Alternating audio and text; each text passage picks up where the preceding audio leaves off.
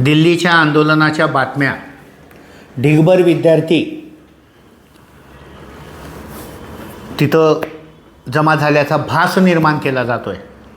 पण खरी परिस्थिती अशी आहे की खरे तर मुठभर विद्यार्थी आहेत, ढिगभर अराजकवादी आहेत. आणि हे सगळे लोक ठरलेले आहेत, तेच आहेत, फिरून फिरून चेहरे बदलून येत आहेत.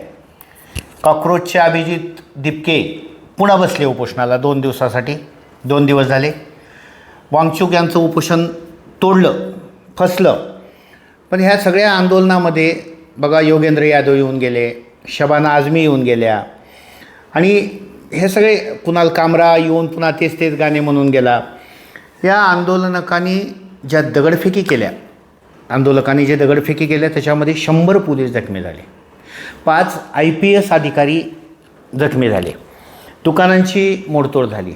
आणि हे आंदोलन काय नेमकं नीटचं निमित्त आहे. नीटची परीक्षा होऊन गेली हे मी मागेही सांगितलं. खरं आंदोलन आहे FCRAचं जे कायदा सरकारनं केला त्या कायद्याच्या विरोधात. या लोकांना राग आहे. कालचे तर आंदोलक परवा जे पंतप्रधान मोदी यांनी उद्घाटन केलं त्या हायड्रोजन रेल्वेकडे चालले होते. म्हणजे काही दुर्घटना घडली नाही, नशीब. तर हे सगळे अराजकवादी प्रचंड संख्येनं तिथं जमले होते. आणि वातावरण असं की विद्यार्थ्यांचं आंदोलन. 2004 ते 2014 मनमोहन सिंग आणि सोनियाजी जेव्हा सरकार चालवत होत्या तेव्हा एकच आंदोलन शेवटच्या टप्प्यात झालं, ते अण्णा हजारेंचं. जंतर मंतरवरच झालं, पण लोकांचं समर्थन होतं. पण 2014पासून जसं भाजपचं सरकार आलं आहे मोदींचं, त्यापासून 15ला अवॉर्ड वापसी चालू केली. काही ठराविक लोक, आम्हाला अवॉर्ड नको, आम्हाला बक्षीस नको.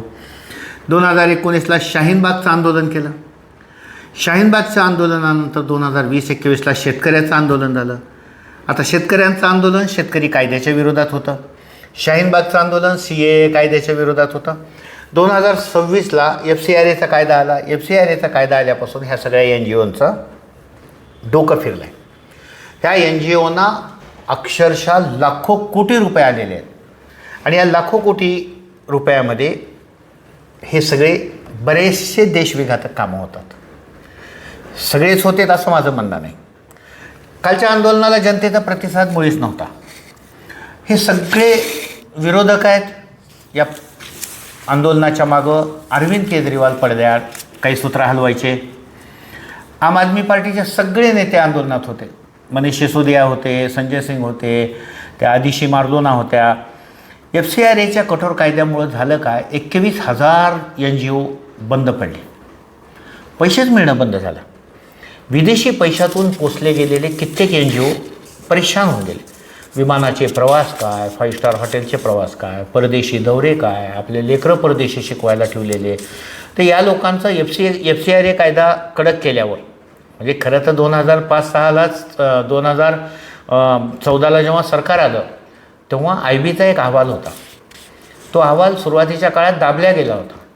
पण त्याने सांगितलं की विकासाला विरोध हे कित्येक NGOचं काम आहे. मग ते नर्मदा प्रकल्प असो, शस्त्रास्त्र बनवण्याचे कारखाने असो, किंवा काही, ह्या NGOंना प्रदेशातून पैसा येणार आणि यांचं काम आहे देशाच्या विकासाला विरोध, देशात केलेल्या चांगल्या कायद्याला विरोध, देशातल्या सगळ्या वैधानिक संस्थेंचा विश्वासार्हता संपवणं. आणि याचा परिणाम असा झाला की सातत्यानं 2014पासून कुठलं ना कुठलं आंदोलन या देशामध्ये चालू आहे. अर्थात जनता सुज्ञ आहे. उदाहरण सांगायचं झालं तर निव्वळ एका फाउंडेशनचे पैसे 1952 पासून आजपर्यंत $502 दशलक्ष, म्हणजे जवळपास भारतीय रक्कम 4,828 कोटी रुपये, म्हणजे वर्षाला 50-75 कोटी रुपये हे केवळ खर्चायला देशामध्ये देत होते. आणि अशा काही संस्था आहेत. हे एका फाउंडेशनचं मी सांगितलं 4,828 कोटी. तर या देशामध्ये आत्तापर्यंत लाखो कोटी रुपये परदेशी फंड FCRAच्या माध्यमातून आला आहे. मग ते फोर्ड फाउंडेशन आहे, बिल गेट्सचं फाउंडेशन आहे, असे शेकडो फाउंडेशन आहेत की जे भारतातल्या NGOला पैसे देतात. आता याच्यामध्ये सोनम वांगचुकची NGO आहे, शबाना आझमीची NGO आहे, ते योगेंद्र यादव जे आहेत त्यांची NGO नाही, पण ते ज्या थिंक टँकशी जोडलेले आहेत त्या थिंक टँकची NGO आहे. आणि असं काही समजायचं कारण नाही की भारतातला कोणीतरी धुरंधर पाकिस्तानमध्ये जाऊन काही करतो. परदेशातले धुरंधर इथे येत असतील. आता हे कोण आहे हे शोधायचं काम IB करावं, देशातल्या सुरक्षा यंत्रणांनी करावं. पण परदेशातले काही धुरंधर नक्की इथे येऊन गोंधळ घालण्याच्या मनस्थितीत आहेत. विदेशीचे लोकांनी पुरस्कार देऊन कित्येक लोकांचं महिमामंडन केलं. म्हणजे अक्षरशः काही लोकांना पुरस्कार द्यायचे, अगदी जागतिक पुरस्कार, ज्याच्यामुळं की त्यांचं नाव, सत्कार. FCRAच्या देणग्यावर इथं आंदोलनं कशी पोचली जातात याचं उदाहरण आहे बघा. शेतकरी आंदोलन जे झालं शेतकरी कायद्याच्या विरोधात 381 दिवस चाललं. 381 दिवस हजारो शेतकरी ठराविक गटाचे, त्यांचं जेवण, त्यांचं खाणं, त्यांचं राहणं, त्यांना मिळणाऱ्या सुखसुविधा, प्रत्येकाला झोपण्यासाठी ब्लँकेट, राहण्याच्या व्यवस्था, अक्षरशः अब्जावधी खर्च. 381 दिवस म्हणजे 1 वर्षापेक्षा जास्त एक आंदोलन एका ठिकाणी चाललं. शाहीनबागचं आंदोलन असं 101 दिवस चाललं. म्हणजे या पद्धतीनं ही जे आंदोलनं करतात यांचा सगळ्यांचा विरोध आहे ते सरकारला आहे. ना नीटच्या कायद्याला आहे ना कशाला. नीटच्या परीक्षेसाठी निमित्त आहे. यांना असं सारखं वाटत असते की देशाचा नेपाळ व्हावा, देशाचा बांगलादेश व्हावा, देशाचा श्रीलंका होणार. ते होणार नाही. जिथं मोदी आहेत तिथं विरोध करायचा, जिथं शहा आहेत तिथं विरोध करायचा, जिथं भारतीय जनता पार्टी आहे तिथं विरोध करायचा, जिथं संघ आहे तिथं विरोध करायचा. आणि लोक तेच आहेत. योगेंद्र यादव, अरुंधती राय, वांगचूक, दीपक हे अभिजित दिपके, शबाना आझमी, केजरीवाल, डाव्या विचाराचे लोक. आणि या लोकांनी आत्तापर्यंत एकाही बॉम्बस्फोटाबद्दल शब्द उच्चारलेला नाही आहे. हे तुम्ही खास नोंद घ्या. म्हणजे 1993ला पहिला बॉम्बस्फोट झाला, 2001ला बॉम्बस्फोट झाले, 2005ला झाले, 6ला झाले, 7ला झाले, 8ला झाले, 10, 13 सलग 26/11चा बॉम्बस्फोट तुम्हाला माहिती आहे. अगदी परवाचं पहलगामचं आंदोलन, पहलगामचा हल्ला अतिरेक्यांचा.